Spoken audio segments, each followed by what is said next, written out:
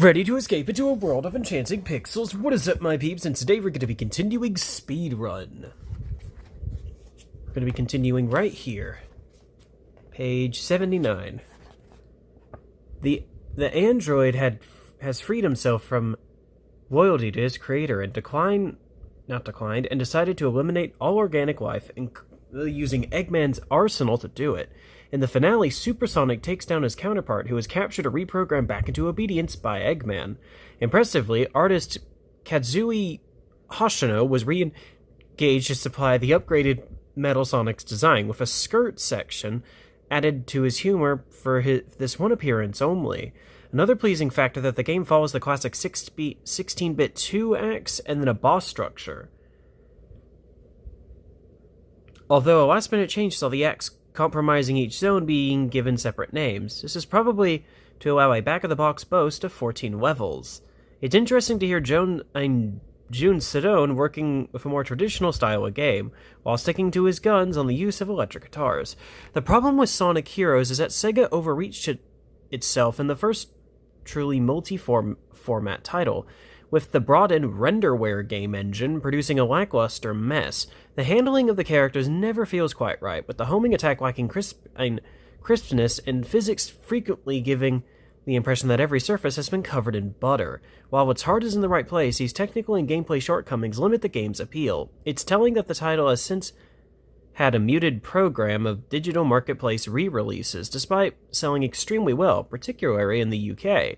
Sonic Heroes was the Hedgehog's big chance to reconnect with the mass-market audience, which had eluded him since 1994, but his parent company's crippled finances have left him hopelessly underprepared for the challenge.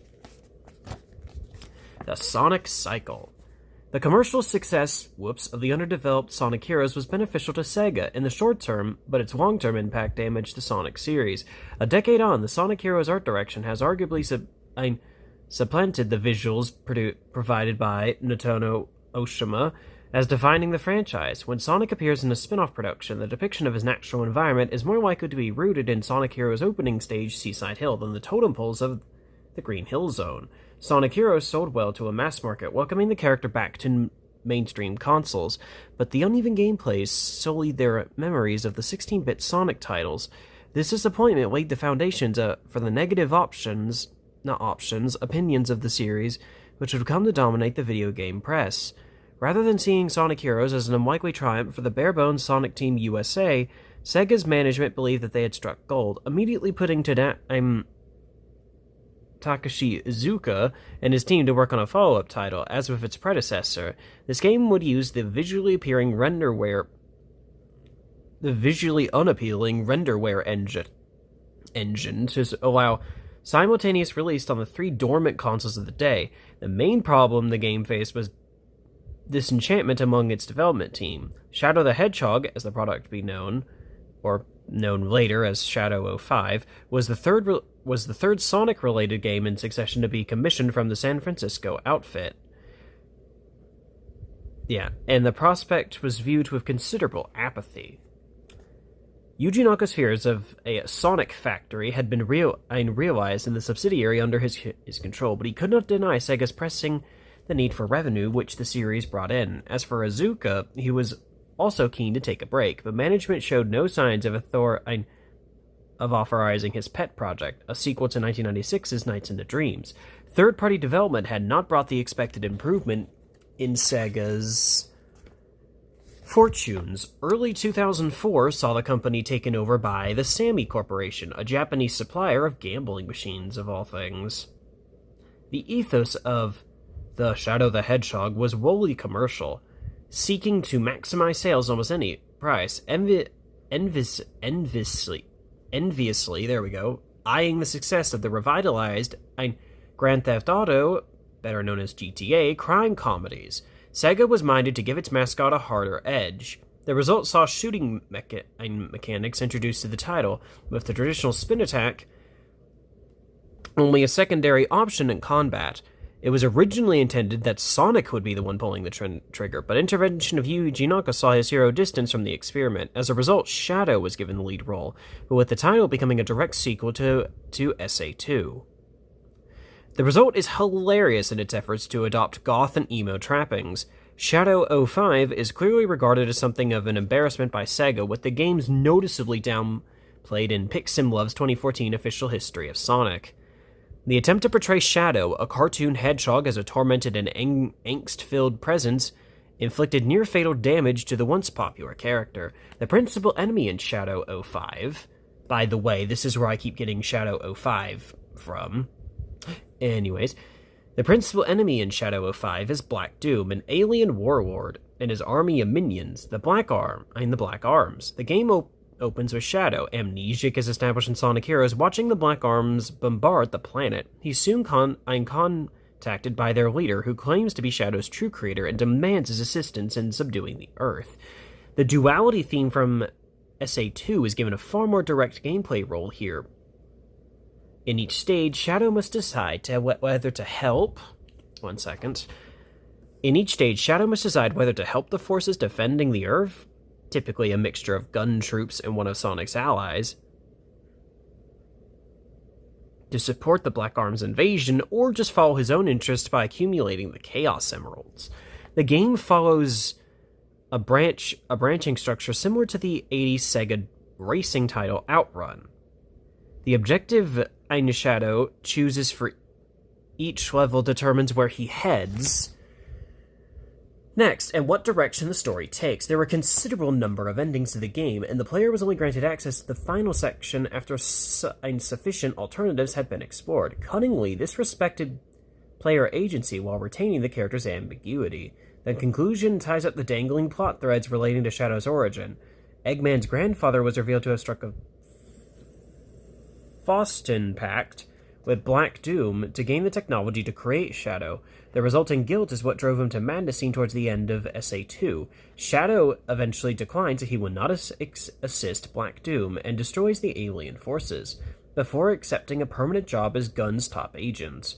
Although built using Sonic Heroes' mess of an engine, the run-and-gun shooting gameplay doesn't suffer quite as much from the flimsy technology. The need for precision platforming is reduced, and only isolated instances of Sonic's trademark speed reduce the technical demands on the engine. Compared to its predecessor, Shadow 05 is a better realization of a conceptually inferior game. Although there's an undeniable air of exhaustion about the title, several SA2 locations are revisited, but the art direction lacks the sharpness seen 4 years earlier.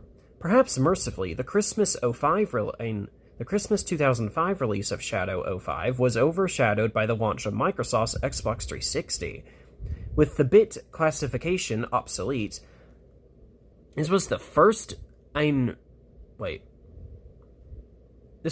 of what came to be known as the seventh generation of consoles to reach the market. Sonic Team USA's venture was supported by a more fondly remembered handheld title from DIMPS, this time on the Nintendo DS. Sonic Rush was a distinct improvement over DIMP's release for the GBA. There was a stronger emphasis on plot, with an extra-dimensional invasion kicking off proceedings. The new arrivals consist of Blaze the Cat, a second playable character tackling the same levels as Sonic, and her arch-enemy Eggman Nega, politer and more sinister than his everyday counterparts. Oh yeah, I forgot Eggman Nega existed. Anyway, Blaze was an instant hit with fans and press alike, with her flame generation powers providing a different gameplay style to the Hedgehog without sacrificing his speed on her world. She combines the roles of Sonic and Knuckles, acting as a guardian to the vital Soul Emeralds. Sonic Rush succeeds by virtue of its striking art direction, with a memorable Greek aesthetic in some of the levels. Attention was lavished on the game due to its very atypical hip-hop soundtrack from Jet Set radio composer HN. I'm not even going to try to pronounce that name, I'll probably butcher it somehow. Anyways, the actual level layouts remain weak, however, with the introduction of a chargeable boost sprint move further downplaying platforming. In contrast to the main game, the half-pipe special stages feel wonderful. They made skillful use of the DS's touchscreen interface, although they were slightly too easy. As with the majority of the handheld games, Sonic Rush sold by the ton. For 5 years since the turn of the millennium, development of Sonic titles had been contracted in Azuka's San Francisco offices and at DIMPS in Osaka. The commercial drive which had guided the development of Shadow 05 now resulted in an attempt to add a third string to the franchise's bow. The game that resulted displayed a more competent approach to the multi-format development than the output of Sonic Team USA, but unfortunately this spin-off supplied compelling gameplay to match. Sonic Riders was a spiritual sequel to Sonic R, putting the cast atop racing hoverboards.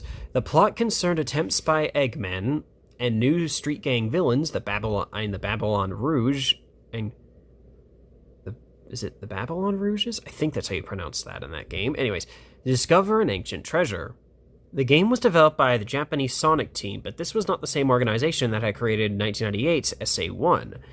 Gameplay designer Hirzu Yoshihara departed from Sega in 2002 to work at Naughty Dog. Hold on, there we go. To work at Naughty Dog, a American studio owned by Sony. This left Yuji Naka as the sole representative from the trio of minds which created Sonic 1. Which created 1999's Sonic 1. A year later, the studio's heritage had been further diluted by an ejection of staff from the dissolved Sega group United Game Artists, although UGA had a prestigious history, creating the Space Channel 5 series and Rez. It was arguably castrated by the departure of its charismatic leader, TM. Development of Sonic Riders was carried out by ex-UGA staff. The developers made a reasonable attempt at introducing depth, with the hoverboards having a large number of stats to tune. They failed, however, to solve the core problem of multi-route combat racing games, leaving victories too heavily dependent on chance. A bland techno soundtrack further diminishes interest, but Sega seemed to be taken aback by the failure of the venture. A sequel had already been greenlit before the release of the title, with the Nintendo Wii follow-up Sonic Riders Zero Gravity eventually sinking without trace in 2008. With development of Shadow 05 complete, Sonic Team USA was on the verge of mutiny. Sega's management were forced to approve production on Knight's Journey of Dreams rather than force the team to continue exclusive working on Sonic games. About time. Anyways, despite this, there was a pressing need to establish Sonic's presence on the 7th generation of consoles, with the already released Xbox 360 to be joined by Sony's PS3. Many of the problems had best set Sega since 2001 had been caused by the inferiority of the company's development tools and techniques. While other third-party developers have been experimenting with the courts of the PS2, since 1999, Sega only began to accumulate knowledge after the Dreamcast was discontinued. The company arguably never overcame this handicap. With Azuka finally working on Knights, the Sonic franchise was effectively relocated back to Japan, being placed in the hands of Sonic Team proper. Development began in a custom-created multi-format game engine for the next title, and an extremely impressive technical demo was shown behind closed doors at the 2005 Tokyo Game Show. The footage had Sonic facing off against a large number of enemies before transforming into Super Sonic and plowing through them. With the technology coming together, Yuji Naka devised the concept and themes for what would be his final venture with his creation. Naka was one of the figures who fought financially to keep Sega afloat when it faced the threat to bankruptcy in the first part of the decade, but considering his debt to the stabilized firm paid, having obtained financial backing from Sega to fund his planned independent developer, Probe, he devised his parting shot to Sonic carefully. His main desire was to examine the question of how his creation would fare in the real world, with the intention of the game to see if the rebirth of Sonic as the key part of the new generation of consoles. The unadorned name Sonic the Hedgehog was chosen. Fans usually refer to the title as Sonic 06 to distinguish it from the 1991 Mega Drive game. The gameplay would have a similar structure to Sonic Adventure, although it appears at this point Sonic was intended to be the only playable character. The plot would mirror the 1998 classic Sonic Adventure, which pitted Sonic against Chaos, against the Chaos Water Elemental. This time, the Hedgehog would face a similar creature composed of flame. After the Mayan setting of Sonic Adventure 1 and the San Francisco styling of SA2, this time the city of Venice served as inspiration for Sonic 06. The story crafted showcased both Sonic's strengths and weaknesses, demonstrating his strength and dedication, but also his refusal to accept permanent responsibilities. A key part of this was his relationship with Felice, the human ruler of the city-state which the game was set. Despite the superficial trappings of romance, the plot makes it clear that the deliberately cartoonish Sonic is incapable of commitment to another creature. With the roadmap for the game established, Naka departed from Sega to take up his new role. Sonic 06 was gradually diverted into a more expansive venture, with the Blue Hedgehog being joined in the game by new characters Silver and finally Shadow. Silver's gameplay was taken wholesale from a planned revival of a classic Sega franchise. His telekinetic abilities operated in a context-sensitive fashion as he strived to change history and prevent the apocalyptic future from which he hailed. Despite the harder edge which Shadow retained, he only deploys vehicles, not guns, playing like a more combat-oriented version of Sonic. Interestingly, he's able to pull off in real time the teleport tricks that were present in the introductory move of Shadow 05, but not in the actual gameplay. Each of these three leads were joined by a pair of supporting characters who are playable for bonus levels and short sections of the core stages. Sonic and Shadow were joined by their teammates from Sonic Heroes, while Silver has ragtag reinforcements in the form of Blaze the Cat and Amy Rose. The implication of these characters varies enormously. Knuckles and Amy are barely functional, but Blaze is wonderful to play as, being faster than even the star of the show. It's worth noting that the Blaze shown here is Sonic's universe's version of the character. Okay then, that was a weird sentence. Residing in Silver's future setting, as opposed to the parallel dimension incarnation which provided her debut on the Nintendo DS. Blaze is killed off at the end of Silver's story, but the conclusion of the overall time travel plot undoes the game's events. She's presumably still alive. The other big success of the game was the implementation of Tails, with the addition of ranged attacks to the character finally making his scattershot flying function effectively in 3D. June Sedone was presumably laying in the darkened room after completing the soundtracks to Sonic Hero and Shadow 05, almost single-handedly. As a result, the bulk of the game's music was handled by a team of Tomoe Otani, HK, and MN. Otani would become Sedone's successor as the lead composer for the Sonic series. His tracks here are an interesting halfway house between Sedone's Sonic House style and the main theme-driven approach, for which he would later develop. Game director Shun Nakarama obviously had high expectations of Kobayashi, tasking him with providing the music for the signature Kingdom Valley stage, but the result is disappointing. Kobayashi's work tended to prioritize atmosphere over a strong and recognizable tune. He later proved to be more adept at arranging other scores. The most frustrating aspect of Sonic 06 is that it's so nearly wonderful. The stages are well conceptualized, it offers a variety of gameplay styles, the story is intricate and well crafted, and the main theme tune is superb. A slight redesign of Sonic, giving him longer arms and legs, works superbly. Unfortunately, development was mismanaged, following Naka's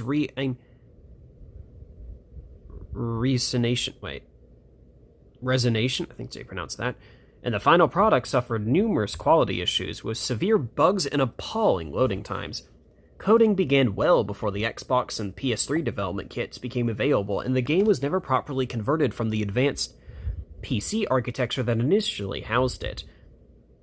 Pressure from both Sega, desperate for a holiday season release, and Microsoft, who wished for a game to be on sale before the launch of Sony's new console, saw the title sent for production in an obviously unfinished state. In the behind-closed-doors demo of Kingdom Valley shown a year before release, Sonic moved at his usual speed, traveling at about twice the pace he managed in the finished game. It was intended to include a gameplay mechanic whereby the Hedgehog would move faster as he collected more rings, but this was unceremoniously cut, leaving the hero practically crawling. What should have been a triumphant return for the Sonic Adventure style of game can only be played through gritted teeth. The commercial performance of the title matched its quality, and Sonic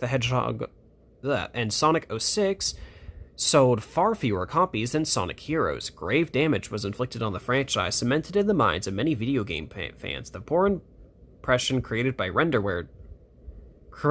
renderware titles.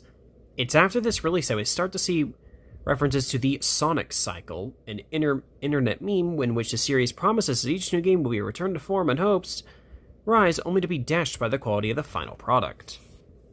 With dismal review scores, Sega was forced to implement redeemable actions. A candid blog post from former employee Ben Andorak reported that morale within Sonic Team was at rock bottom. He alleged that semi-sweatshop conditions had disillusioned many staff, who had been trapped working on the Sonic franchise for years.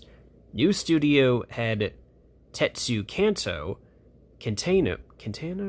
Anyway, pledged to improve working conditions, but faced an uphill struggle to restore Sonic's reputation. What? Sonic Team being a sweatshop? Or a semi-sweatshop? Having sweatshop conditions? Okay then, that's something I didn't expect. So now we finally move on to the 7th generation years, from 2006 to 2012. 2 years of sidesteps.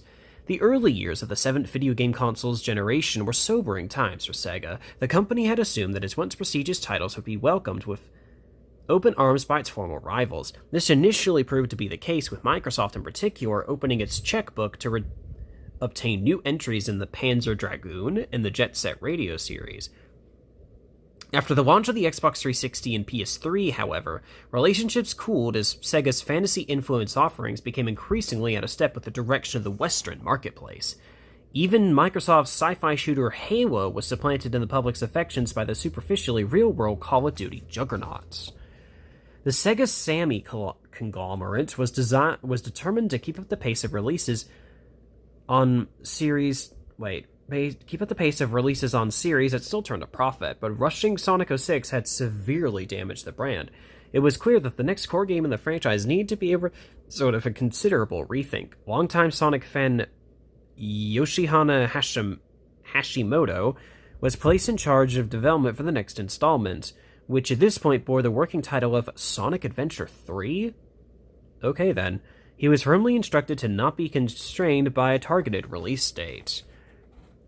With Hashimoto and his arm of Sonic Team vanishing into seclusion, 2007 and 8 saw a conveyor belt of Sonic games from a variety of sources, in the hopes that one might offer a compelling creative direction. The multimedia success of Sonic X was a distant memory, and Yuji Naka no longer offered gilding hand to the Hedgehog. A scattershot approach ensued. Sure, 2001's hasty conversion of SA2 to Nintendo's GameCube, since 2001's hasty conversion of Sonic Adventure 2 to Nintendo's GameCube, there had been strong brand synergy between the Sonic franchise and the Kyoto hardware firm. Nintendo's primary audience remained Japanese schoolchildren, and this family market seemed suited well to Sonic's escapades. The company's Wii console captured the public imagination to an unexpected degree. Building on the successful and innovative DS handheld, the hardware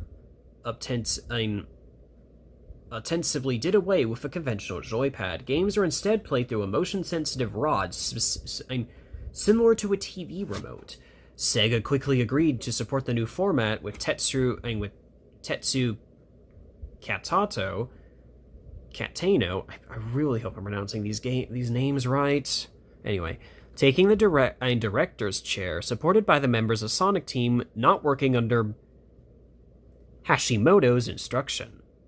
The project was originally referred to as Sonic Wildfire, with much development time devoted to simply finding a way to make the Hedgehog work with motion-sensitive controls.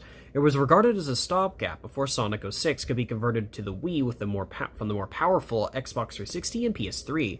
Given the poor reception of that title, Katano's project was given sole responsibility for establishing the Sonic on the new Nintendo system. Released in mid-2007 under the name Sonic and the Secret Rings, an Arabian Nights theme inspired the story of many of the settings. The plot is constructed quite intelligently, with Sonic being sucked into a book one evening when dozing by the fire. It's left ambiguous whether this was a literal description or whether he just dropped off to sleep. Inside the world of the book, he's drawn into a power struggle between two genies, forced to relocate the secret rings that control the book's reality. In a neat twist, because Sonic was the last person to read the book, many of its characters appeared as he imagined them. Based on his friends and enemies, for example.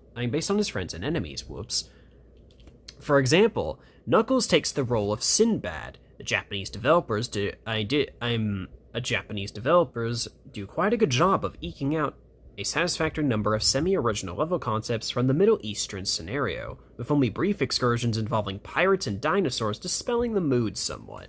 Regrettably, the gameplay undoes all this good work with a utterly perverse implementation of the Wii controller, sapping all entertainment from the title.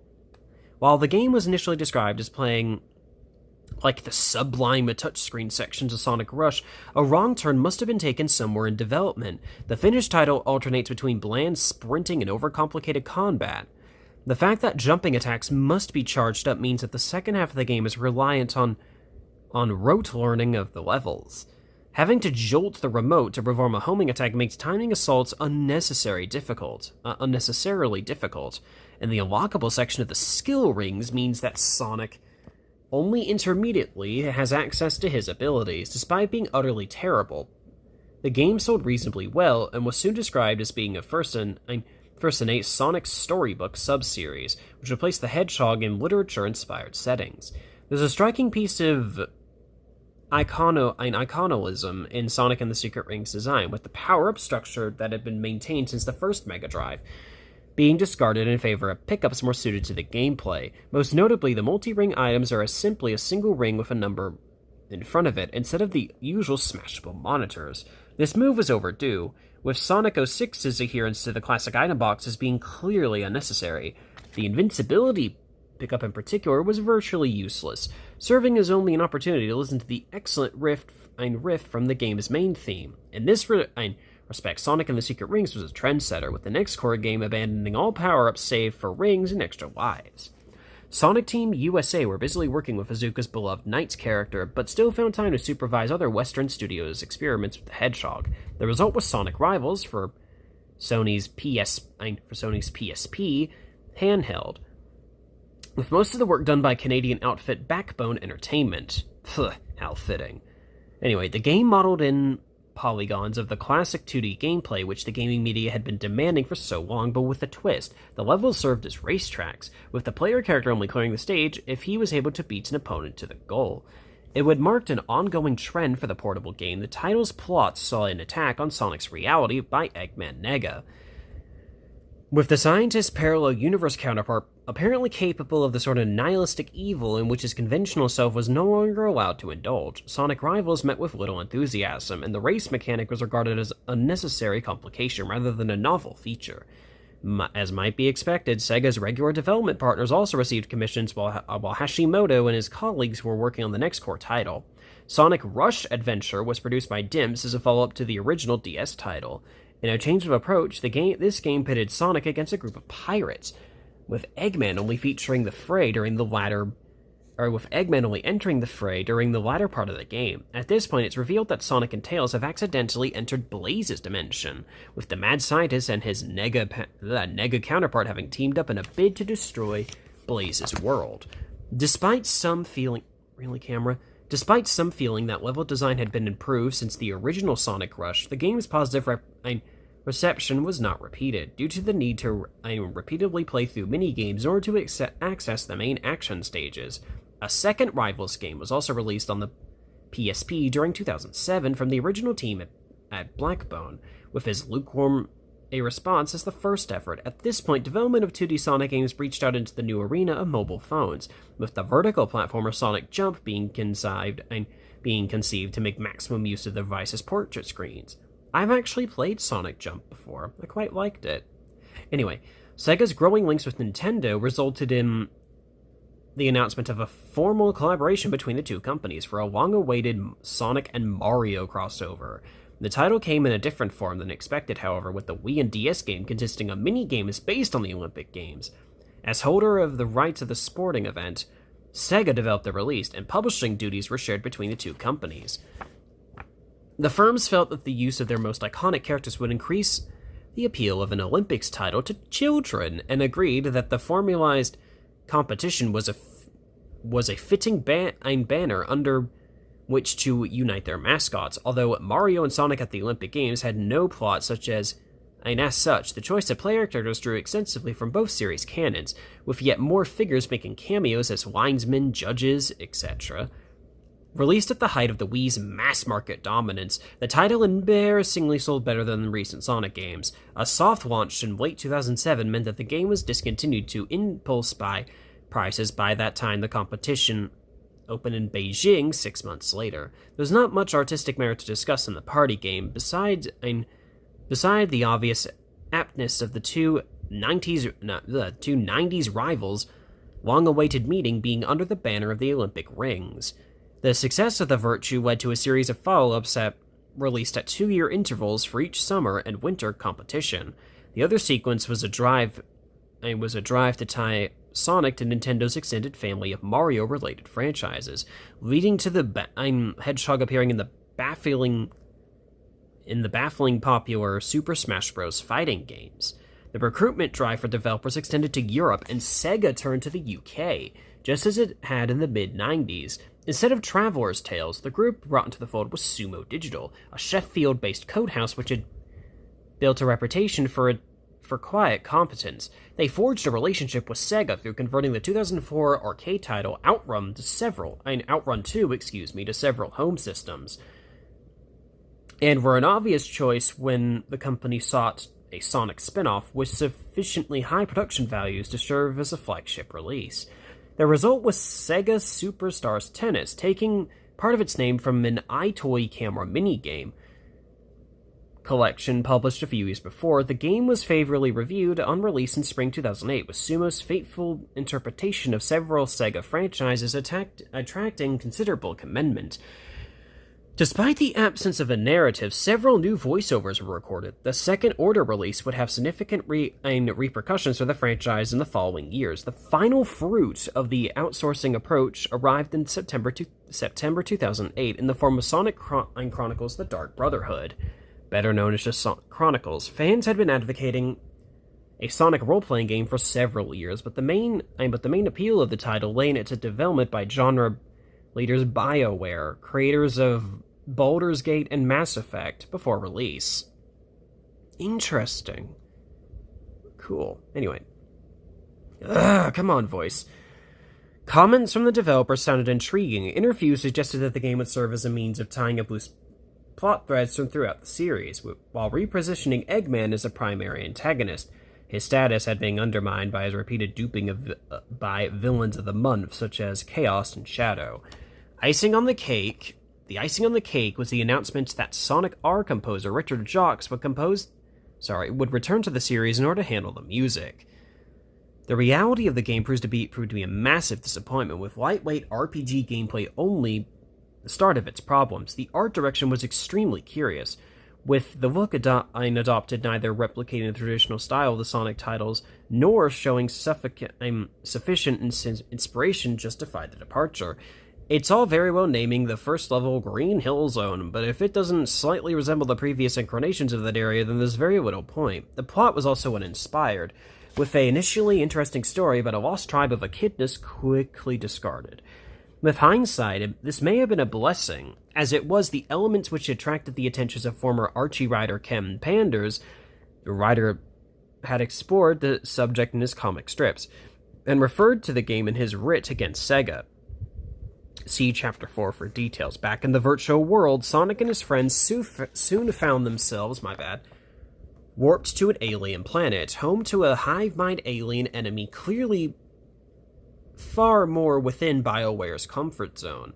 Either the developer heart was never in the title, or the firm's purchase by super publisher EA during creation of the game was a severe distraction. Development may have also been hampered by the lack of Sega's oversight on the American continent. Once Sonic Team USA would have been asked to undertake a watching brief, but the San Francisco outfit had been disbanded after completing work of the second night's game, with most staff returning to Japan. The succession of the games during 2007 and 8 kept the series in the public's mind, but did little to remedy its reputation for substandard products. With only Sega Superstars Tennis meeting critics' expectations, the Olympics tie-in was alone in selling the numbers that the franchise would once have commanded. Behind closed doors, however, Sonic Team was working to a standard not seen since the Dreamcast years. The result of its labors would soon become apparent. And this is where we stop for today. Alright, so don't forget to like, comment, and subscribe. Talk to y'all later.